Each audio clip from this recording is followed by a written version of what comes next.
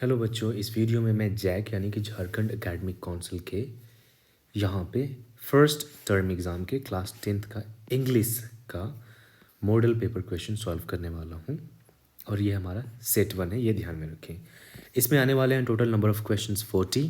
ठीक है, हर क्वेश्चन जो है वो 1 नंबर का रहेगा और सारे के सारे ऑप्शंस दिए रहेंगे सारे क्वेश्चंस में। तो बिना किसी देर के शुरू करते हैं। पहला क्वेश्चन है हमारा पैसेज, वो हमें यहाँ से लेके और यहाँ तक पढ़ना है। ठीक है, अब मैं क्या करूँगा कि मैं डायरेक्टली क्वेश्चन पे आऊँगा और क्वेश्चन पे पूछ क्या रहा है वो जो जाके मैं फिर वापस यहाँ पे खोजूँगा, क्योंकि एक बार पैसेज पढ़ो फिर वापस आओ फिर जाओ, it's time taking. This passage is about, ये पैसेज किसके बारे में है? डायरेक्टली यहाँ पे दिया हुआ है, Hafeez contractor was born in 1995 1950। Of course ये पैसेज जो है हफीज़ कॉन्ट्रैक्टर के बारे में, ए होगा इसका correct answer. What happened between 1997 to 1990 1980? ठीक है, क्या हुआ था? तो 1997 और 1980 के बीच क्या किया? was a visiting faculty at the Academy of Architecture Mumbai. ये वो जो है विजिट किए थे, ए होगा।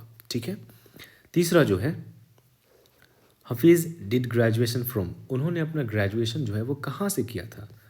तो उन्होंने अपना ग्रेजुएशन जो है वो किया था, he completed graduation from the Columbia University, Columbia University से किया था। ऑफ कोर्स कोलम्बिया यूनिवर्सिटी कहाँ? न्यूयॉर्क से तो Columbia University New York, B is the correct answer, तीसरा का बी होगा। ठीक है, चौथा, who are among the 300 employees of the Hafeez firm from the given option. तो यहाँ पे चौथा में ये पूछना चाह रहा है कि जो टोटल 350 एम्प्लॉय हैं ना हफीज़ के संस्थान में, वो कौन कौन है? इंटीरियर डिज़ाइनर हैं, ड्राफ्टमैन हैं, आर्किटेक्चर हैं, या फिर सारे के सारे हैं? तो यहाँ पे मिल जाएगा इन्फॉर्मेशंस। 350 एम्प्लॉय हैं including senior association, architecture, interior designer, draftman, civil engineer, सारे के सारे हैं। तो यहाँ पे क्या हो जाएगा? ऑल ऑफ एबव हो जाएगा फोर्थ में। ठीक है, पांचवा जो क्वेश्चन है, which of the given option is the synonyms of started. Started का सिनोनिम्स क्या है, इसका पर्यायवाची शब्द क्या है? पांचवा का कमेंस्ड होता है, इंग्लिश अगर आप जानते होंगे तो कमेंस्ड। ठीक है, कमेंस्ड का मतलब होता है स्टार्टेड। अब आते हैं हम next, the ancient Nalanda was a centre of the learning from the 5th century to 12th century CE। देखते हैं directly, choose a suitable title for the given passage. Learning centre, oldest university, Nalanda university, या फिर all of above. Actually ये सारी की सारी चीज़ थी। पहला नालंदा था तो नालंदा यूनिवर्सिटी होगा ही क्योंकि सबसे ओल्ड यूनिवर्सिटी है। ठीक है, लर्निंग सेंटर भी है, सेंटर ऑफ लर्निंग भी है। ठीक है, और क्या है? ओल्डेस्ट यूनिवर्सिटी भी है, नालंदा यूनिवर्सिटी। तो सारा का सारा जो है वो सही सुटेबल हो सकता है इस पैसेज के लिए। नेक्स्ट है 7th question, ancient Nalanda was known for, किस चीज़ के लिए जाना जाता था? एजुकेशन, बिजनेस, मेडिसिन, या फिर रूलर? सिंपल सी बात है, एजुकेशन, इसमें कोई सोच विचार नहीं करना है। 8th question, new Nalanda university is important because, अब नया वाला नालंदा यूनिवर्सिटी जो है वो इम्पॉर्टेंट है क्योंकि it is imagined as a centre of inter civilization dialogue. It is imagined, ठीक है, as a centre of inter civilization dialogue. मिल गया। 9वां, सिनोनिम्स ऑफ डिक्लेयर्ड। ठीक है, डिक्लेयर्ड का सिनोनिम्स क्या होता है? अनाउंस्ड। ठीक है, he declared that he is going to distribute chocolate among people. Announce होता है किसी चीज़ का फरमान जारी करना। नेक्स्ट वन है Rajgir Bihar India is famous for. Rajgir Bihar और इंडिया किस चीज़ के लिए फेमस है? अरे यहाँ पे नालंदा के बारे में दिया हुआ है तो और क्या ऑप्शन हो सकता है? नालंदा के लिए है ही, ओल्डेस्ट यूनिवर्सिटी भी है और हेरिटेज साइट भी है, ऑल ऑफ अबव हो जाएगा, सिंपल सी बात है।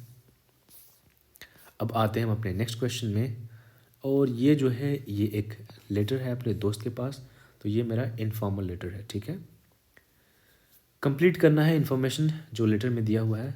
Suitable given option from 11 to 15, 11वां से 15वां तक जो भी हमारा सुटेबल इन्फॉर्मेशन होगा वो जो है हम चूज़ करना है। पहला यहाँ पे शुरू हो रहा है हमारा, वो कैपिटल से शुरू होना चाहिए। अब देखते हैं कैपिटल से कौन सा है, डियर, ये वाला, सिंपल ये चूज़ कर लो।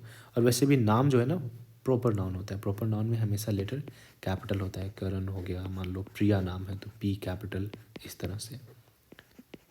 नेक्स्ट 12th देखते हैं, 12th क्या कह रहा है। I saw your name dash the first divisioners. Among हो जाएगा, सिंपल सी बात है। बिटवीन अगर होता तो सिर्फ दो लोगों के बीच कंपैरिजन चलती, लेकिन अमंग जो है वो दो से ज़्यादा लोगों के बीच कंपैरिजन के लिए यूज किया जाता है, ठीक है। अमंग मतलब के बीच में। 13 देखते हैं क्या है।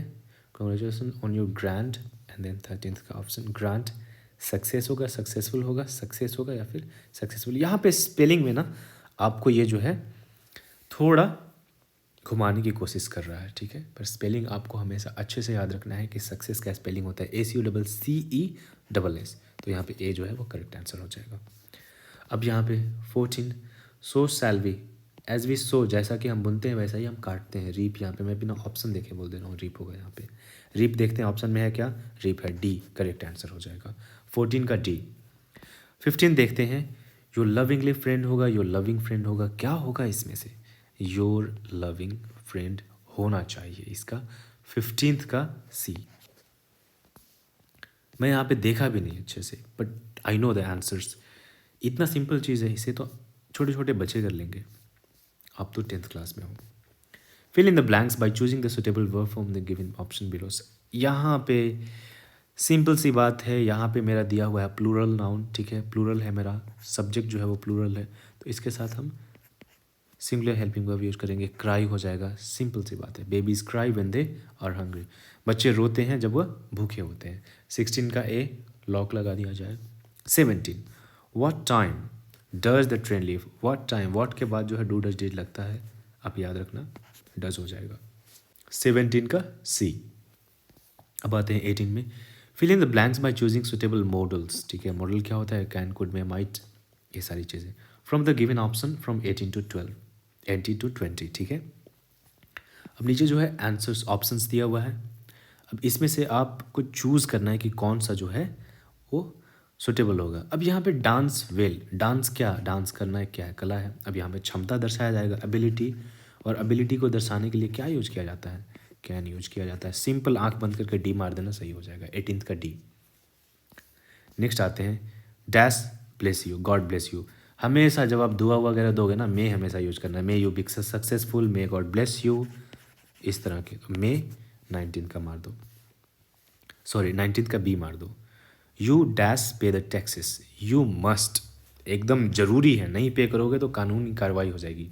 तो 20 का जो है ए होगा, you must pay the taxes, तुम्हें अवश्य एकदम करना ही चाहिए pay. Fill in the blanks by choosing suitable non finite from the given option below. Non finite choose करना है, ठीक है जी। She is too weak to walk, non finite है, सॉरी 21 का बी, चलो टू वॉक सही हो गया जी। Dash job is not easy, getting job is not easy, job पाना आसान नहीं है। गेटिंग हुआ यहाँ पे, इसको जिरंट भी बोलते हैं, ठीक है जी, इसको जिरंट बोलते हैं। आप हमारी क्लासेस ज्वाइन करना, वहाँ पे आपको सारी चीज़ें एक्सप्लेन कर दी जाएंगी। 23 dash is injurious to health, अरे सिगरेट के पैकेट पे लिखा रहता है यार, जाके देख लेना, smoking is injurious to health. 23 का डी होगा। यहाँ पे एक पैसेज दिया हुआ है फिर से, ठीक है जी, इसको पढ़ना है, और नीचे जो है वो हमारा देखना है कि क्या होना चाहिए। ह्यूमैनिटी एंड डिग्निटी, मुझे ऐसा क्यों लग रहा है कि ये नेल्सन मंडेला वाले स्टोरी से दिया गया है, नेल्सन मंडेला वाले ही स्टोरी से दिया हुआ है। यहाँ पे कह रहा है who is narrating the above line, ये ऊपर वाले लाइन जो है वो कौन बोल रहा है या कौन लिख रहा है। 24 का ए नेल्सन मंडेला, एकदम सही जवाब। नेल्सन मंडेला कौन थे, प्रेसिडेंट थे, कहाँ के, साउथ अफ्रीका के। उन्होंने पहली बार डेमोक्रेटिक जीत हासिल की थी। 224 या 242 सीटें लाई थी उन्होंने 400 में, और जीते थे वो। अच्छा, हम आते हैं यहाँ पे अपने वापस कहानी में, सॉरी मॉडल पेपर में। It is a victory for human dignity, what does this mean, जो है इंसानियत के लिए, इंसानियत डिग्निटी के लिए, मान सम्मान की जीत है ये। यहाँ पे क्या कहना चाह रहा है, इट इज़, या ह्यूमन डिग्निटी से क्या मतलब है, इंसानियत की जीत से क्या मतलब है, ठीक है, इंसानियत की मान सम्मान से क्या मतलब है। सारी चीज़ें, इक्वालिटी हो गई, लिबर्टी हो गई, सेल्फ रिस्पेक्ट हो गया, सारी चीज़ें की जीत हो गई, ठीक है। इंसानियत, डिग्निटी वही होता है, सारी चीज़ें उसके अंदर आ जाती हैं। ह्यूमन डिग्निटी के अंदर सेल्फ रिस्पेक्ट भी होता है, लिबर्टी भी होता है, इक्वालिटी, बराबरी भी होता है, ठीक है। सेल्फ रिस्पेक्ट का मतलब होता है आत्मसम्मान। आते हैं नेक्स्ट। सो 25 का कौन सा हो जाएगा? डी हो जाएगा जी। What does distinguish mean in the passage? Distinguished का मतलब क्या होता है? डिस्टिंग्विश इंटरनेशनल गेस्ट, यहाँ पे इंटरनेशनल गेस्ट के आगे डिस्टिंग्विश लगा दिया गया, एडजेक्टिव होगा। एडजेक्टिव देखते हैं कहाँ है यहाँ पे, रिस्पेक्टेड, अरे इज्जतदार। अब आपके अगर मेहमान आएंगे तो आप उनको इज्जतदार ही बोलोगे ना। 26 का बी आंसर लगा दो। नेक्स्ट आते हैं 27। Who were the honoured guest? अब जो आने वाले जो मेहमान थे, जो थे, कौन थे? वर्ल्ड लीडर भाई, बहुत ही अलग अलग जगह से 100 से ज़्यादा देशों से आए हुए थे उनके इनाग्रेशन में, ठीक है जी। जब उनकी जीत हुई थी तो उनको बधाई देने, कॉन्ग्रेचुलेट करने, तो वर्ल्ड लीडर्स यहाँ पे करेक्ट आंसर हो जाएगा, ठीक है। 27 का सी। अब आ जाते हैं जी क्वेश्चन नंबर 28 पे। Why was the young seagull afraid to fly? आखिर वह उड़ने से, छोटा सेगल जो था वो उड़ने से क्यों डर रहा था? Because he had short wings, उसके पास छोटा पंख था। Because he thought that his wings would not support him, उसने सोचा कि उसके जो पंख है उसका साथ नहीं देगी। Because he saw the vast sea beneath him, क्योंकि उसने जो है अपने नीचे बहुत ही बड़ा जो है समुद्र अपने नीचे देखा। बोथ बी एन सी, आप कहानी पढ़ो आपको समझ में आ जाएगा। डी आंसर 28 का डी लगा दो आप।